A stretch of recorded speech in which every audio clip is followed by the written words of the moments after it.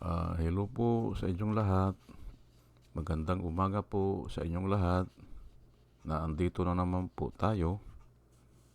Ah, ang date po ngayon ay April 27, Abril 27, 2024. 2024.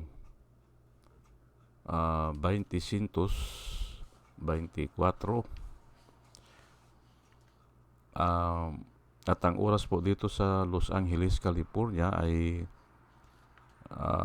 7:52 ng umaga o 7:52, alas 7:52 ng umaga. Saturday kaya medyo natanghalian tayo, walang pasok. At ang iba-vlog po natin ngayon ay patungkol dito sa yung mag-testify, yung 50 na police officers.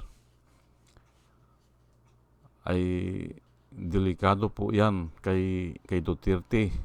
At ang title ko po ngayon ay yan nga, patungkol dito ay Rodrigo Duterte dapat ng kabahan. Dapat ng kabahan. Ayan po ano.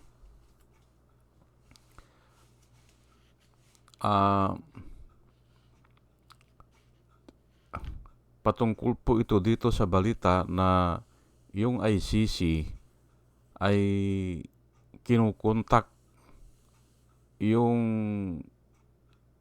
50 na mga police officers at gusto nilang makuha ang testimony o mga salaysay. Hindi natin alam kung in person yan o personal nilang tatanungin, pero ang balita ko ay nung una ay directly, sabi ganun ay di in person yan. Pero kahit ano pa yan, kahit na by Zoom o by electronic o papupuntahin nila doon sa ibang bansa ay hindi natin alam. Basta ang alam natin ay kinukontak nila o nakontak na ata yung iba. At yan po ang tatalakayin ko po ngayon. Medyo delikado na yan kay Duterte at dun sa mga kasamahan niya. At itong verse na gagamitin ko, alam ko, ginamit ko na ito Pero gagamitin ko na naman kasi nga relevant. Opo. Marami na akong narinig na nagtatalakay. Yung mga vloggers po ay ganito rin ang sinasabi, pero hindi nila nababanggit itong Bible verse. Opo. Kaya ito, babanggitin ko na naman, ay paulit-ulit na lang po ako na gamitin itong Bible verse na ito, pero napapanahon po o relevante sa subject matter natin. Para without controversy, di ba? Without controversy ay maniwala ang mga tao na delikado na yan kay Duterte. Opo. Ayan po ang ipapaliwanag ko sa inyo. At kung may oras pa ako, pupuntahan ko yung dayaan ng eleksyon, yung 2022, kasi maiksi lang po ito babalikan ko kasi kagabi napanood ko na naman si Engineer Tuto Kausing, nakausap niya si retired Brigadier General Eliseo Rio at tinatalakay na naman nila. At ito po bilang tulong ko na sa kanila para at least sa ibang pananalita ay makarinig yung mga tao. Opo. Mahalaga po yun kasi kung iisa lang ang salita ang naririnig mo o iisang busis lang, parang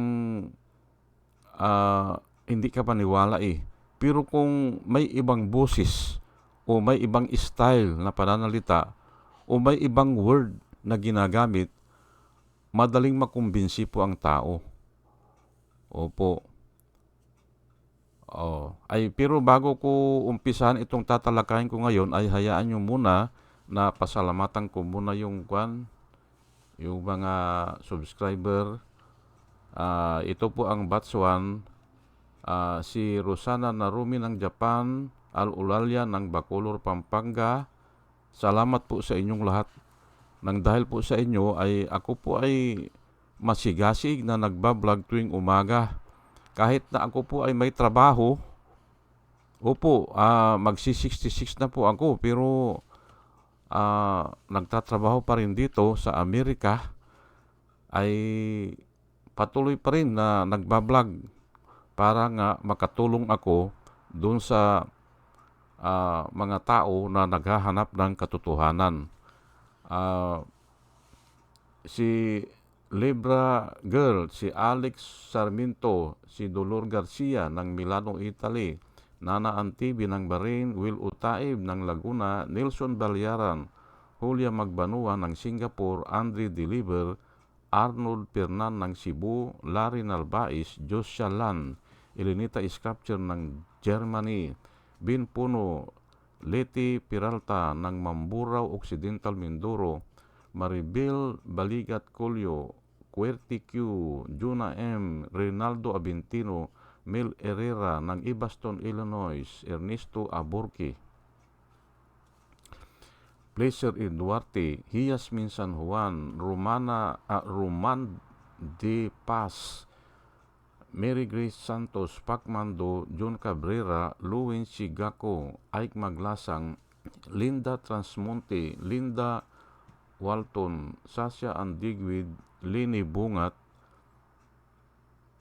Agripino C, Eduardo Gonzales ng Singapore, Bumble D, Di Juana Duco, Ernesto Honrado, Josephine Lucas, Bert Abogado, Demetrio Pascual, Soledad Di Maculangan, Brenda Martin, CG Torrio, Mirchor Tolentino, Brother Pacamara, Manuel Lim, Danilo Magno, Lawrence Alindayo, Edelberto Infante, Boss Reyes, Paul Vincent Lim, Sonny Gaya, Rupino Baldos, Betty Velasco, William Ilay, Jun D. Cinco, Victorino Repran, Norman Nabatar, Bonifacio Avila, Danilo Magno, Carl Arman, Salvi Ibanez, Dumus Ticton, Tibtib Mercado, Bernadette Francisco, User P.O., Cyril Andres, Hermihenil Dugarde, Rubin Delpin, Mama Gina, Lance Sumintak, Leonardo Asibis, at saka si Jose Tosi. Nagpapasalamat po ako sa inyo. Nang dahil po sa inyo ay ako ay nagiging masigasig na mag-vlog ng mag-vlog araw-araw tuwing umaga. At ito naman po ang mga vloggers na nire-recommenda ko po sa inyo na ating subaybayan o panoorin at suportahan. Michael Apasible Bulletin, Attorney Inso Ricto, Bunyog Pagkakaisa, Vlogcaster Armandin, Engineer Tuto Kausing. Nag-vlog na naman sila. Dalawa sila ni Eliseo Rio. Maganda po yung talakay nila. At least ngayon ay palinaw ng palinaw na talagang dinaya yung 2022 election. At mamaya tatalakayin ko na naman iaakyat ko yung tinalakay ko nung isang araw dito para matulungan sila. Si Aling Marie, si Mr. Sa Totoo Lang To, Christian Isguera, PMT JR Vloggers, The Action Man, Roy Japan Tours, Divina Apostol, CG Pitchay, Kapihan ni Art at Ago, Dimjos Journey, Kakamping, Ang Batas with Attorney Claire Castro, at saka yun si Kawaldi Carbonil. Opo, ugaliin po natin na makinig sa kanila at nakikita ko na mga totoo yung sinasabi nila at para sa bayan po. O sige po, at tuloy na po tayo dito sa ating topic ngayon. Ang topic po natin ngayon ay itong si Rodrigo Duterte dapat ng kabahan. Ayan, ano? Ito po ang ang verse na gagamitin ko. Itong Psalms 55 verse 11 hanggang 13. Kasi po ay ito po mga police officer na ito po ang inutusan para pumatay, hindi ba? At nasa video po 'yan. Nasa video. Oh, sige pumatay kayo. At tanda ko po nung isang araw, nung maraming pinatay dyan sa bandang Valenzuela at sa Bulacan, magkakasunod na gabi yun, ang sinabi ni Duterte, natutuwa siya kung maraming napapatay. Yun ang sabi niya ay ako nga kinabahan na ako dun Oh,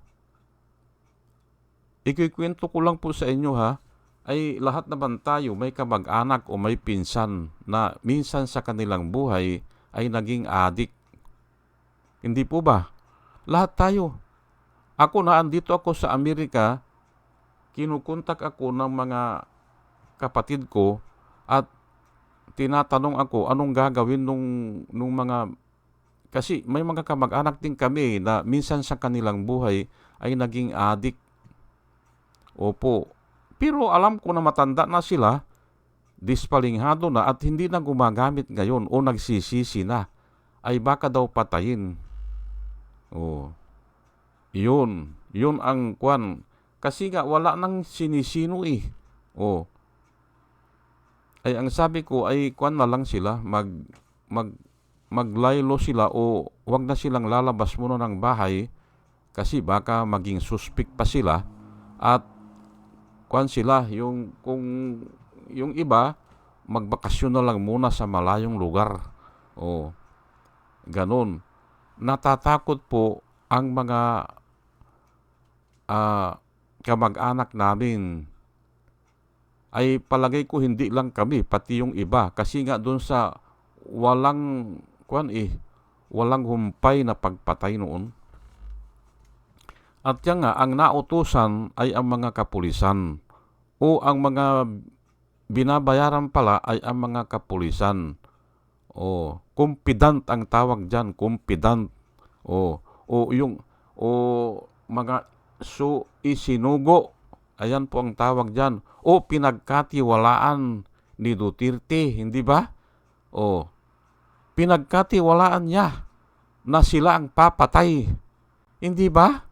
Ay ngayon ay problema talaga yan. At ito nga Psalms 55 verse 11 hanggang 13. Babasahin ko lang po at ito ay equal lang natin ito, babalik-balikan natin para maintindihan natin ng maigi. Pero ito ay inayos ko na po ito Inayos ko na ang pagkasulat. Kasi nga ang hirap intindihin. Pero yung mga makabagong ngayon, translation, inayos na rin nila.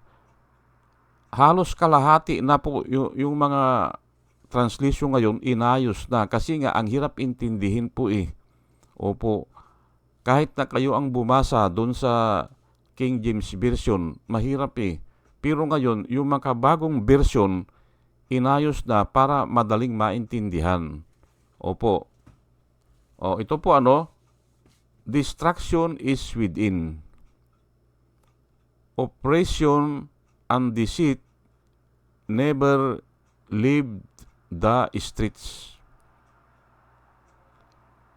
For it is an enemy who insult me that I could endure. If it is foe who rises against me, from him I could hide. But it is you, a man like myself, my companion, my close friend. Ayan po nakasulat. Na alam ko na, diniscuss ko na po ito nung isang araw pa. patungkol ito sa betrayal eh. Nung tinalakay ko na binibitray ni Duterte ang Pilipinas, kumakampisa sa China. Ayun. Pero ito ngayon ay, ito nga, babasahin ko na namang ulit, para maitanim sa ating isipan. Psalms 55 verse 11 hanggang 13. Destruction is within. Oppression and deceit never leave the streets. For it is an enemy who insults me that I could endure. If it is a foe who rises against me, from him I could hide. But it is you, a man like myself, my companion, my close friend. Ayan po ang binasa na natin. Ngayon ay lang natin, ipapaliwanag natin, distraction is within or from within. Totoo po yan. Ang totoong distraction po ay doon lang Doon lang sa grupo o doon sa atin o doon lang sa isang organisasyon. Ganun po o kung ano man yan. Distraction is within o from within. Oppression and deceit never leave the streets. O hindi nawawala yung oppression at saka mga deceits, yung mga panluloko o yung pagbudol-budol, hindi ba? O hindi nawawala yan from the streets. Ayan po ang ibig sabihin yan. Ngayon, biglang pasok ito, for if it is an enemy who insult me, I could endure it. Ayun po ang nakasulat, I could endure it. Kung ang enemy ko ang mag-insulto sa akin o lumaban sa akin, ang sabi po ng psalmist na si King David po ito kung ang enemy ko kanya ang lalaban sa akin o insultuhin ako, ay kaya ko yan. Kakayanin ko yan, sabi ni David, hindi ba? Ay oo nga naman, kahit na anong sabihin ng iinsultuhin ka ng isang kalaban mo, okay lang, hindi ba?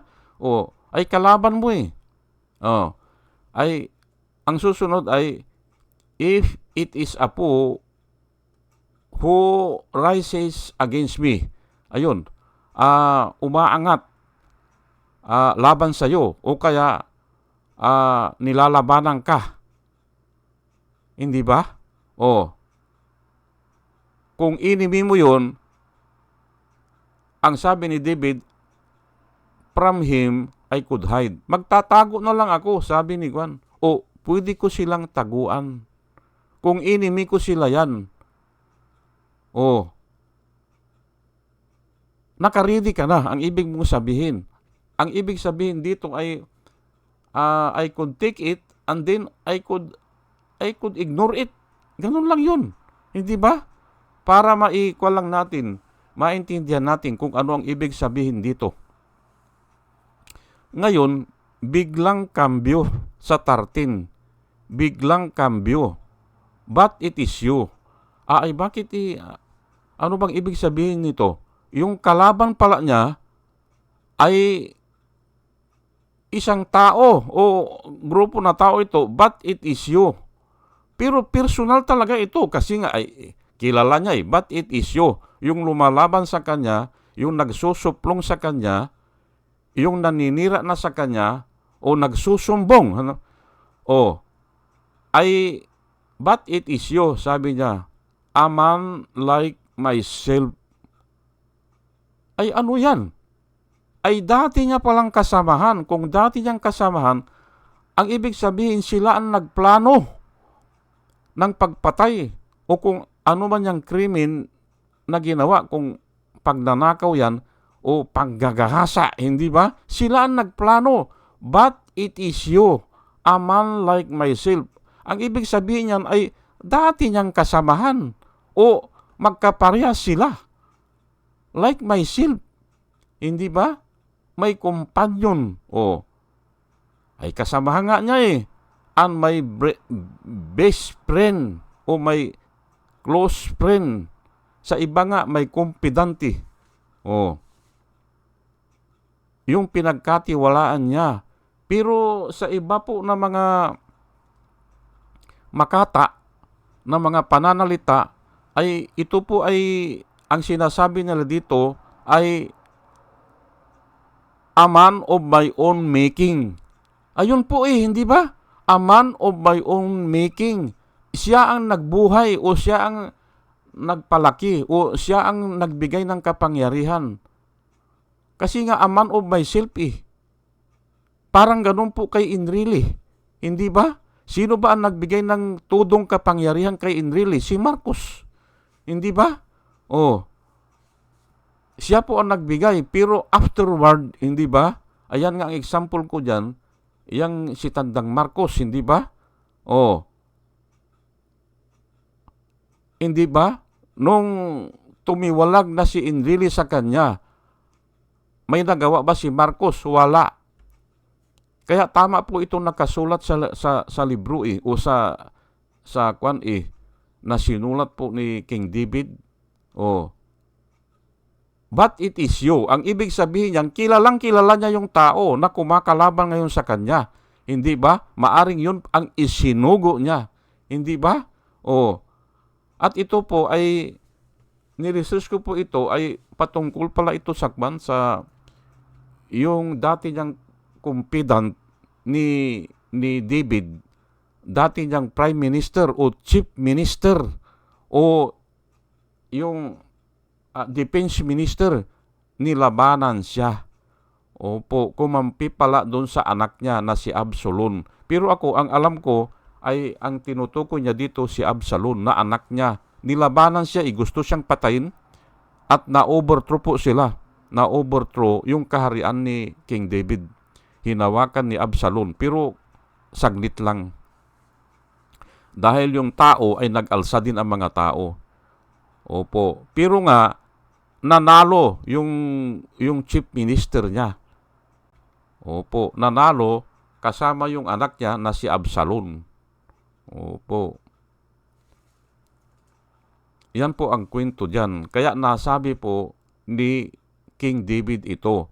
Ngayon, iuugnay ko lang po iuugnay ko po sa pagkakataong ito na kung saan sa buhay at kasaysayan ni Duterte, ginamit niya po ang mga pulis Hindi ba? Adi confident niya yan o mga isinugo niya o kasama niya.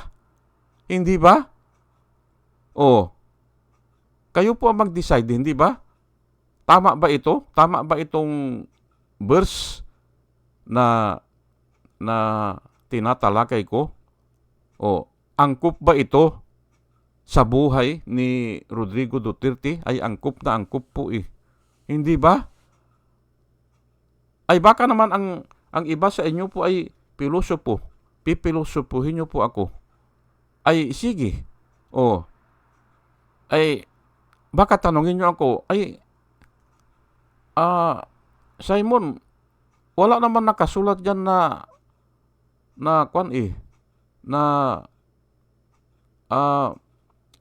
yung madadown si Duterte.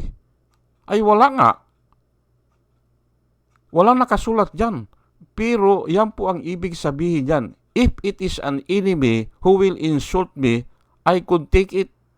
If it is an enemy who is rising against me, I could just hide. Ay anong ibig sabihin yan? Ay pag ang lumaban sa kanya ay dati niyang confidant o mga isinugo niya, ay ang payo ko po sa inyo, mga kababayan, mga minamahal, learn how to read between the lines. Ayan po. Hindi po isinulat dyan na hindi niya kakayanin. Pero yan po ang ibig sabihin niyan na kung ang confidant mo ang lumaban sa iyo o isinuplong ka, wala kang magagawa. Yan po ang ibig sabihin niyan.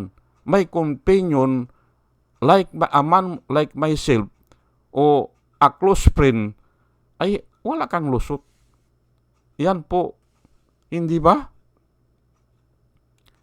At ngayon ay pupunta na po tayo ngayon sa example. Ang una kong example dyan, ngayon na naipaliwanag ko na ang ibig kong sabihin, na kinuha ko po yan sa Biblia, ngayon na narinig nyo na, ay punta po tayo sa totoong buhay ngayon na pangkasalukuyan nangyayari. Sino po? Iyan po si Kibuloy, hindi ba? Yung nagsuplong sa kanya ay dati niyang, hindi ba? Dati niya palang mga anong tawag doon? Pastoral? Ay mahirap po yan. Hindi ba? Dati niyang member, yun si Arlene Easton. Yun ang kauna-unahan narinig ko na nagsasalita. Mag-isa lang niya. Pero ngayon dumadami na sila. Hindi ba? Dumadami na sila. Ay si Arlene Easton po noon, ang sabi niya ay mag-isa lang ako kanya. Na parang umiiyak siya na wala nakikinig sa kanya. Ako nga 2 years pa noon pinapanood ko na yun kasi nga interesado ako sa mga topic na relihiyon. At pinanalangin ko po siya, yun si Arlene Easton, po, na sana siya ay gabayan ng Panginoon. Kasi nakikita ko rin sa pagsasalita niya ay may kaunting hinagpis. Yung po yung sama ng loob ay hindi po dapat ganun Pero okay lang yung ginagawa niya. Ngayon, ang ibig ko pong sabihin dito, pag-aralan po natin ang buhay ni Kibuloy. Kinakaya ba niya? Hindi Kasi nga confident niya ginahasa niya ay isusuplong ka nung ginahasa mo ay although na pumapayag siguro ay simple ay wala kang lusot Kasi lahat po ng tatanungin sa kanya, alam niya alam niya ang lahat ng pangyayari o ang naobserbahan niya. Kaya wala ngang lusot. Kaya nga ang sabi dito, if it is an enemy who will fight against me, I just ignore it. If it is an enemy who will rise against me, I could hide. Ay ito. Hindi niya malabanan. Kaya nagtatago siya sa batas o sa buong Pilipinas. Hindi ba? Si Kibuloy po yan ang sinasabi ko. Kaya tama po itong Biblia. Hindi ba? Ngayon, makakaligtas ba yan si Duterte? Ay hindi po. Kasi nga itong mga isinugo niya ay simple ay every case is different nga ang sabi ko ay kung kulang yung binayad niya o yung iba ay hindi naman nakinabang ay simple kung tatanungin siya ay wala akong nakuha dyan o kakaunti lang ang binayad sa amin, hindi ba? Ganun yan At doon po ang sa kasaysayan po ng buhay ko, doon nagkakawatak-watak yung halimbawa ito sa tunay na buhay po nagnakaw. Bata pa ako noon, nagnakaw. Yung mga standby doon sa amin, ibininta nila yung ninakaw nila sa malayong lugar. Yung kinuwento ko ng mga alambring tinik, ninakaw yan. Ibininta pala doon sa malayong lugar, doon sa mayaman na may ranso. Binakuran niya yung ranso niya sa bundok.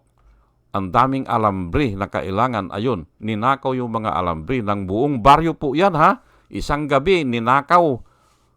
Pagbalik nila, ay kinikwento ko lang po hindi sila nagkasundo sa partihan. May namatay nasaksak. Ayan po. Kaya lumabas yun na sila ang nagnakaw. O, ayan. Hindi ba? Ganun po eh. Dahil sa partihan. O, iyan po ang common na nangyayari. Kaya sabi nung tsuhing ko sa akin, bata pa ako noon, aywan ko kung grade 6 ako o di ko alam kung grade 5 ako eh. Boy, sabi niya, kaya ikaw kanya, huwag kang sasama dyan sa mga magnanakaw, sabi niya sa akin. Bakit ka, Kutsong? Ay, sa partihan kanya, pag hindi nagkasundo yan, sila ibubulgar nila yan eh. Oh. At saka ilan na lang kanya yung maparti mo dyan sa dami nyo na magnakaw kayo. Kaunti na lang, sabi niya. Oh. Huwag kang sasama dyan, huwag kang makipagkaibigan dyan, sabi niya. Oh. Ngayon ay ikuan natin itong pangalawang example natin, yun nangyari kay Marcos. Yun nangyari po kay Marcos noon, si Enrile po ay confident niya yan eh, hindi ba? Sila nga nagplano niyan eh, yang martial law. Tanda ko yan eh, grade 5 din ata ako, kumandidato ito si Enrile eh, ng senador. Kulilat yan eh. Kung 12 ang kukunin, ay naandun na siya sa pag-20 yan, sa 20. Ganun, kulilat yan. Pero, ginawa ni Marcos ng defense minister o finance minister muna ata noon eh. O, ginawa niya at binigyan niya ng kapangyarihan. Ayan po, hindi ba? May confident nga eh. May confident, may close friend. A man like myself. Pero ang sa iba dito, a man of his own making. Siya po ang gumawa dyan. Pero, noong bandang huli, ay simple, kasaysayan na po kasi yan eh. Hindi ko na uulitin, kasaysayan na po eh, na bakit bumaliktad si Enrile eh. Hindi ba? Kasi naiitsipwiran na sila ng mga tauhan ni Imelda. Yan po ang dahilan dyan, naiitsapwiran na sila. Kaya, gumawa na sila ng grupo. Ayan po. Hindi ba? Ngayon, ang tanong ko po, nung bumaliktad si Enrile, na confident yan ni Marcos, nakalusot ba si Marcos? Hindi. Natanggal po siya o na people power siya. Di ba? Ayan po, Ayan po ang mga example ko na hindi nyo pwedeng baliin yan. Ay kung gusto nyo pa ng isa ay si Irap, hindi ba? Si Irap po. Oh, sino ba ang nagpatalsik sa kanya? Ay yung confident din niya. Si Chavit Singson, hindi ba? Oh, ay pero waiting naman ang pinag-awayan nila. Ibinigay kay Atong ang waiting ata, lahat na, pangkalahatan. Ay simple, magreklamo naman si si Chavit Singson hindi ba? O, confident din niya yan. O, man of my own making din yan. Kasi nga, sila eh. O, ay anong nangyari? Ayun, natanggal si Irap. Hindi ba? Although na bandang huli ay nagsisi. Nagsisi po yung sila Cory Aquino, pati si Cardinal Sin po, nagsisi. At marami po ang tao na nagsisi. Kasi yung nakuha na lang ipinalit ay mas masahol pa si GMA. Hindi ba? Mas masahol pa. Ay samantalang yung kay Irap equal lang yun. Waiting money lang yun. Hindi ba? O, ayan po. Pero, sayang, hindi ko na naabutan yung bukas na lang siguro yung dayaan sa eleksyon. Nililinaw ko lang po yung verse natin ngayon ay patunay yan na dapat ay kabahan na ito si Rodrigo Duterte. Kung mag-testify talaga yung mga confident niya dati. Opo. At palagay ko, para ikwan nila yung sarili nila, yung 50 officers na yan, kung sino man yan, para ilibre nila, aaminin nila ang totoo. O sasabihin nila ang totoo, o kaya ay mag-volunteer pa sila kung sila ay tinatawagan, kasi nga kung hindi sila makipag-cooperate ay baka maisama sila sa doon sa mga pangalan ng kakasuhan. Ayan po hindi ba? Oh. At saka isa pa, alam naman natin yan na kung inamin mo yung kasalanan mo ay bumababa ang sentensya. Hindi ba? Isang paraan po yan Oh. Kaya nga ako dito, nagtataka na ako dito sa justice, itong DOJ ata yan, na ang sinasabi nila ay kakasuhan daw nila yung makipag-cooperate. Ay, sige, kahit sabihin nyo yung ganyan, tinalakay ko na kahapon, ay yung totoo ang dapat sabihin, hindi ba? Una-una ay kung sinasabi mo ang totoo, ay yung Diyos nasa iyo hindi ba? Kung magsabi ka naman ng hindi totoo, tatakpan mo yung, iha-hide mo yung totoo, ay delikado ka sa Diyos at sa batas, kasi mabubulgar din yan hindi ba? Kaya walang kwenta yung sinabi ni Bongbong Marcos na kakasuhan niya yung mga makipag-cooperate. Wala pong meaning yun. Wala. Yun ang tinalakay ko kahapon. No meaning at all. Hindi ba?